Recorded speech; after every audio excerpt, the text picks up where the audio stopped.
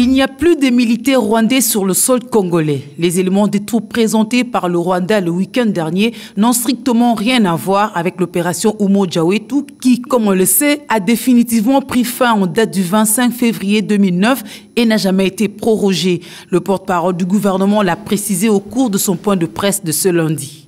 Il est clair pour le gouvernement de la République démocratique du Congo que l'armée rwandaise a profité du retrait de ses officiers de renseignement membres du mécanisme conjoint de vérification pour exfiltrer quelques-uns de ces éléments infiltrés en République démocratique du Congo pour attaquer les FARDC aux côtés du groupe fictif pro-rwandais M23.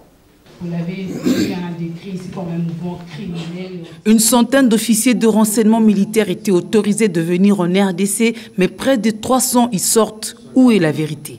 La vérité, la voici. Longtemps après la défunte opération Umoja Wetu que nous avons enterrée à Goma le 25 février 2009, nous étions là avec la plupart d'entre vous, un accord bilatéral avait été conclu qui a organisé un mécanisme de surveillance aux frontières entre la République démocratique du Congo et le Rwanda. Il s'agissait de déployer dans ce cadre une centaine d'officiers de renseignement militaire de part et d'autre. Une centaine tout au plus du Rwanda et une centaine tout au plus de la République démocratique du Congo. Quel était le but de ce déploiement ? Se rassurer mutuellement face aux accusations réciproques de déstabilisation.